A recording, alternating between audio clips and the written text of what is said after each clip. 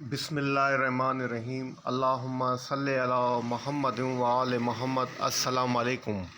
कैसे हैं आप सब? उम्मीद करता हूँ सब खैरियत से होंगे। अल्लाह पाक आप सबको अपने ज़मान में रखे, सलामत रखे, आमीन। अच्छा जनाब, as per routine Pakistan stock exchange का डेली रिव्यू अपना आपके साथ शेयर करने वाला हूँ, जो कि होगा आने वाले सेशन 16 सितंबर मंडे के लिए। इस वीडियो के अंदर मार्केट का ओवरऑल ट्रेंड देखेंगे और लास्ट के अंदर जनाब आप लोगों की जो क्वारीज़ हैं उनके जवाब भी दूंगा। तो वीडियो को स्टार्ट से एंड तक देखिएगा, स्किप नहीं कीजिएगा, ताकि मार्केट की इन्फॉर्मेशन आपके सामने आ सके। बिना देर किए बात करते हैं KAC 100 इंडेक्स की समरी की। इंडेक्स ने लास्ट सेशन की जो क्लोजिंग की है 79,333 के ऊपर की है। 315 पॉइंट्स इंडेक्स ने गेन किए। 0.40% इंडेक्स पॉजिटिव रहा है। वॉल्यूम की बात की जाए 191.85 मिलियंस के वॉल्यूम लगे हैं, जो कि प्रीवियस सेशन के मुताबिक हायर है। इंडेक्स ने अपना जो हाई पोस्ट किया 80,016 का किया है। अपना जो लो पोस्ट किया है वो किया जनाब 79,262 का किया है। थ्रू आउट द डे जनाब इंडेक्स की पोजीशन अपनी प्रीवियस क्लोजिंग के अबाव रही है, लेकिन जनाब इतने अच्छे पॉजिटिव ट्रिगर्स के बावजूद इंडेक्स 80,000 को मैनेज नहीं कर सका है। बात समझने की ये है और ये चार्ट के ऊपर हम फर्दर जो है कंफर्म करेंगे। अगर जनाब कंपनीज़ की बात की जाए 49 कंपनीज़ अप रही, डाउन 49 नहीं, 2 कंपनीज़ अनचेंज रही। मतलब मिला जुला रुझान रहा है, कोई इतना बड़ा डिफरेंस हमें चार्ट के ऊपर नज़र नहीं आ रहा है। मिक्सअप पोजीशन रही है। टॉप पॉइंट कंट्रीब्यूटर्स की बात की जाए नंबर 1 पे ईफर्ट है, जिसने जनाब 81 पॉइंट्स ऐड किए। OGDC ने 73 पॉइंट्स ऐड किए। FFC ने 52 पॉइंट्स ऐड किए। सर्वी ने 44 पॉइंट्स ऐड किए। हुबुक ने जनाब 36 पॉइंट्स इंडेक्स के अंदर ऐड किए। नेगेटिव स्टॉक्स की बात की जाए नंबर 1 पे UBL है, जिसने 31 पॉइंट्स डिक्लाइन किए। MEBL ने 25 पॉइंट्स डिक्लाइन किए। DGKC ने 24 पॉइंट्स डिक्लाइन किए। कोहार्ट सीमेंट ने 19 पॉइंट डिक्लाइन किए। HBL ने जनाब 17 पॉइंट्स डिक्लाइन किए। सेक्टर वाइज पोजीशन चेक की जाए, सबसे अच्छा परफॉर्म किया है ऑयल एंड गैस ने, जिसने 141 पॉइंट्स ऐड किए। फर्टिलाइज़र ने जनाब 125 पॉइंट ऐड किए। लेदर ने 44 पॉइंट ऐड किए। पावर जनरेशन ने 36 पॉइंट ऐड किए। इसके अलावा नेगेटिव सेक्टर्स की बात की जाए नंबर 1 पे जनाब सीमेंट सेक्टर रहा है, जिसने 77 पॉइंट्स का डेंट लगाया है। कमर्शियल बैंक ने 43 पॉइंट डिक्लाइन किए। इन्वेस्टिंग बैंक ने 13 पॉइंट डिक्लाइन किए। रिफाइनरीज ने 10 पॉइंट्स डिक्लाइन किए। मिस सेलिनस ने जनाब 8 पॉइंट्स में से डिक्लाइन किए। अब जनाब बात करते हैं कल के लिए बोर्ड मीटिंग के शेड्यूल की। तो कल जनाब 16 सितंबर को GCIL की मीटिंग है, DGKC की मीटिंग है, सीनर्जी की मीटिंग है, MEL की मीटिंग है। यहाँ पर बात करते हैं कारोबारी खबरों की। सबसे पहले बात करेंगे PIBTL के बारे में। Pakistan international bulk terminal earn ₹1.7 billion. थोड़ा सा हम न्यूज़ को पढ़ लेते हैं। Pakistan international bulk terminal limited PIBTL earn a profit after tax ₹1.65 billion, EPS 0.92 paisa in the fiscal year ending June 2024 as gross margin surge. Date compares with a loss of rupees 2.1 billion, LPS 1.21, 1 rupees 21 पैसा incurred last year। जनाब तो last year की बनस्बत same period के अंदर जो इसका loss था 1.21 जनाब अब वो कन्वर्ट हो चुका है प्रॉफिट के अंदर। और इस बार जनाब जो LPS की बजाय EPS आई है 0.92 पैसा की। तो पॉजिटिव साइन है जनाब PIBTL के होल्डर्स के लिए। आने वाले दिनों के अंदर PIBTL परफॉर्म कर सकता है।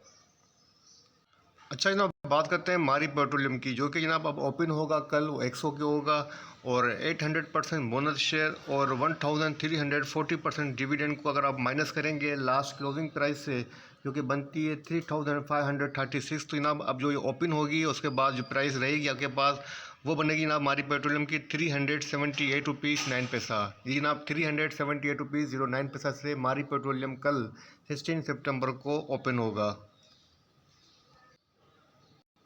अच्छा जनाब FPCCI ने नेशनल इकोनॉमिक थिंक टैंक के क़याम का ऐलान कर दिया है। एक और जनाब मईशत की बेहतरी के लिए नया स्टेप उठाया गया है। सऊदीया की रिकॉर्डिंग में 15% शेयर्स खरीदने की पेशकश। जनाब पॉजिटिव न्यूज़ है OGDC PPL के लिए रिकॉर्डिंग प्रोजेक्ट के हवाले से।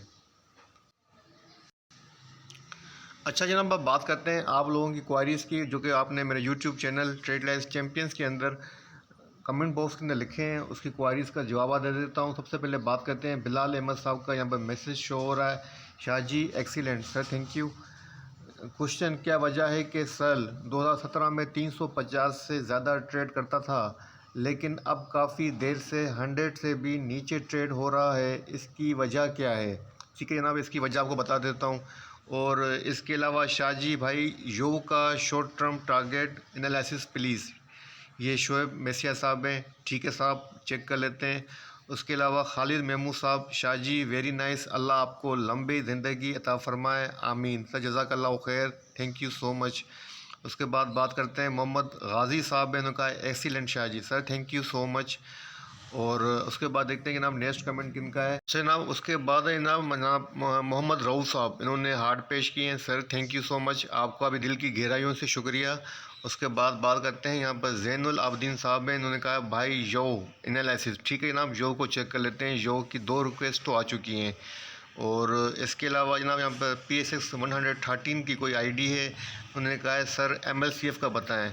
ठीक है जनाब, MLCF को भी चेक कर लेते हैं। चलते जनाब आप लोगों के स्टॉक्स की तरफ। सबसे पहले बात करेंगे सल के ऊपर। अच्छा जनाब, आप लोगों की जो फर्स्ट क्वारी थी वो थी सल के हवाले से, जिसमें बिलाल अहमद साहब ने सवाल किया था कि सल जो कि 2017 में, तो यहाँ 2017 की प्राइस आपके सामने रखूँ तो 2017 की जो प्राइस बनती है, लास्ट इसने अपना स्विंग हाई पोस्ट किया है तकरीबन जनाब 370 के अराउंड। 370 से जनाब कंटिन्यू ये डाउनवर्ड की तरफ है, और हमें जनाब इसके अंदर एक कंटिन्यू डाउनवर्ड ही नज़र आ रहा है। 370 से ड्रॉप होकर अभी तक ये 50-60 की प्राइस पर ट्रेड कर रहा है। तो बिलाल अहमद साहब का सवाल था कि ऐसा क्यों हो रहा है, तो जनाब इसकी वजह आपको बता देता हूँ। अच्छा बिलाल साहब, यहाँ पर सल की प्रोफाइल को मैंने ओपन किया है, और यहाँ पे आपको थोड़ी सी एक चीज़ बता देता हूँ को ज़्यादा लॉन्ग टाइम आपका नहीं लूँगा। आप देख सकते हैं प्रॉफिट चार्ट के अंदर कि इसके प्रॉफिट के अंदर कंटिन्यू आपको यहाँ पर डिक्लाइन नज़र आ रहा होगा। 2019 से लेके 2023 के अंदर कंटिन्यू जनाब इसका जो प्रॉफिट है, इसकी अर्निंग जो जनाब वो डिक्लाइन हो रही है। इसी वजह से जनाब इसकी प्राइस के अंदर भी जो है वो डिक्लाइन नज़र आ रहा है, क्योंकि यहाँ पर वही फार्मूला इस्तेमाल होगा डिमांड और सप्लाई का। जब किसी कंपनी का बिज़नेस इन्हांस होता है तो इसकी प्राइस भी ना ऊपर जाती है, इसकी प्रोडक्ट भी सेल की ज़्यादा हो जाती है, सेल भी इंक्रीज़ होती है और डिमांड भी इंक्रीज़ होती है।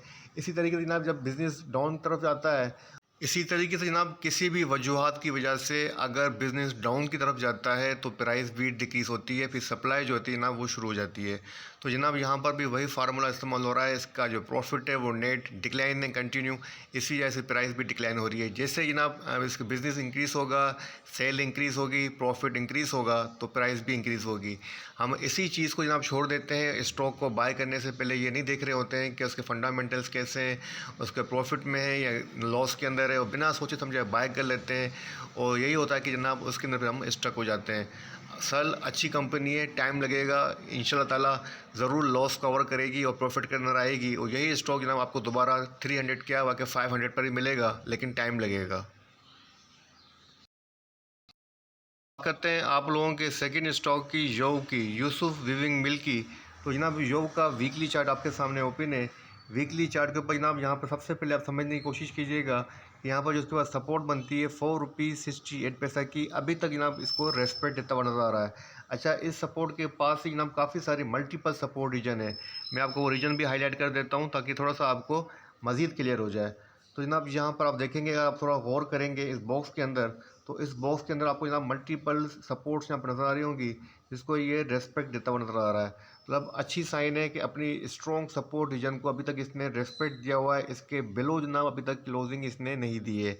अब बात की जाए जनाब इसके पास रेजिस्टेंस की, तो इसके पास जो शॉर्ट टर्म की रेजिस्टेंस 6 रुपीज़ की, तो 6 रुपीज़ की प्राइस को आने वाले दिनों के अंदर ये टेस्ट कर सकता है।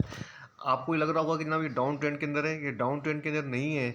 और यहाँ पर आप थोड़ा सा गौर करेंगे वीकली चार्ट के ऊपर, तो अच्छी खासी जनाब यहाँ वेव बनी थी, जहाँ पर इसने मूव दिखाया है 3 रुपीज़ 8 पैसा। 3 रुपीज़ 8 पैसा से जनाब जाके इसने अपना जो हाई पोस्ट किया है वो डायरेक्ट किया जनाब 7 रुपीज़ 20 पैसा के अराउंड। वहाँ से जनाब इसने करेक्शन लिए, और अभी तक जनाब ये करेक्शन मूव के अंदर ही चल रहा है।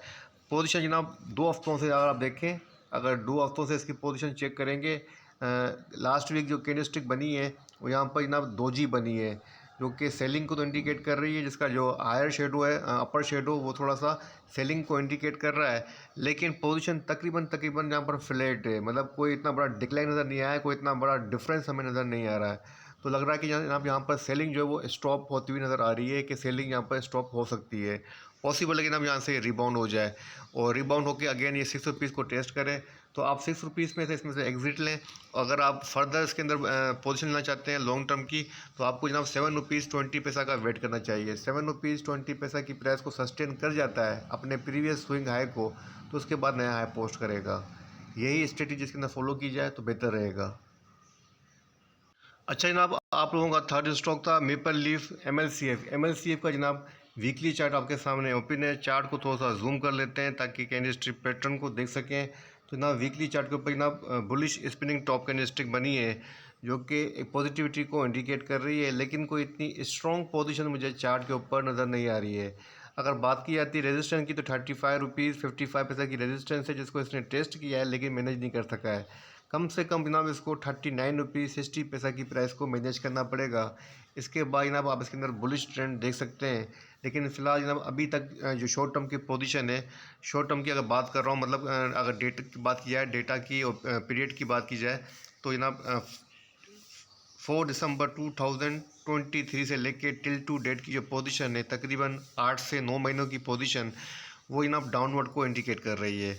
कोई इतना अच्छा ट्रेंड मुझे नज़र नहीं आ रहा है। कम से कम 39 रुपीज़ की प्राइस को ये सस्टेन कर जाए तो उसके बाद हम कुछ पॉजिटिविटी देख सकते हैं, लेकिन फर्दर डिक्लाइन मुझे इसके अंदर एक्सपेक्टेड है। अगर बात की जाए सपोर्ट की, तो जनाब 32 रुपीज़ 50 पैसा की सपोर्ट है। सेकंड सपोर्ट 30 रुपीज़ 10 पैसा की है। और कोई अच्छा जनाब, अगर वॉल्यूम की बात की जाए तो वॉल्यूम के अंदर हमें इजाफा नज़र आया है। 44.12 बिलियन के वॉल्यूम लगे हैं, जो कि प्रीवियस वीक की बनस्बत 100% हायर हैं।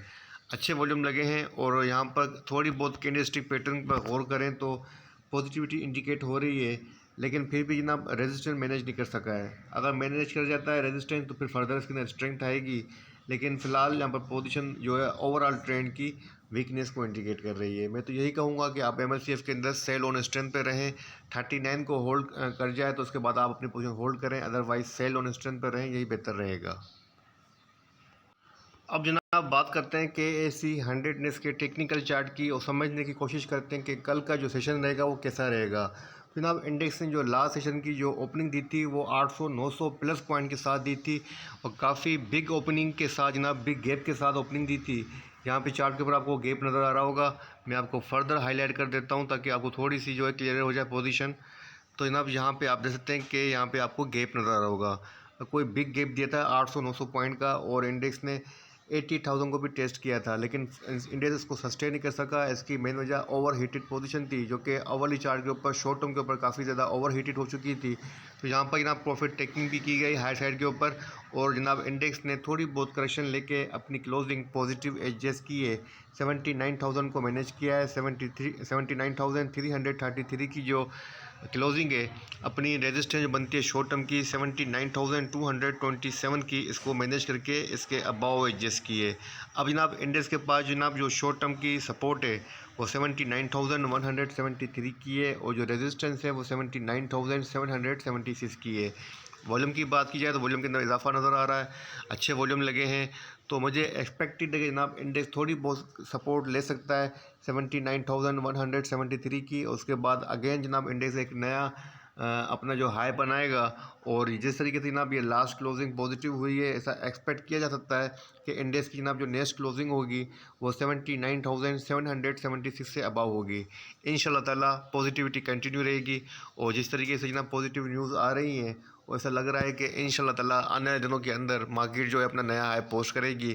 तो यहाँ पर मेरी तरफ से आपको जो स्ट्रेटेजी सजेस्टेड है, यही स्ट्रेटेजी फॉलो की जाए, बाय ऑन वीकनेस पे रहा जाए, यही बेहतर रहेगा। पोजीशन थोड़ी लॉन्ग टर्म के लिए होल्ड कर लें, तकरीबन 1 मंथ से लेकर 3 मंथ की शॉर्ट टर्म की पोजीशन आप ले सकते हैं। उम्मीद करें कि इंशाल्लाह ताला मार्केट जो अच्छा परफॉर्म करेगी। इसी के साथ इजाज़त दीजिए, अल्लाह हाफ़िज़।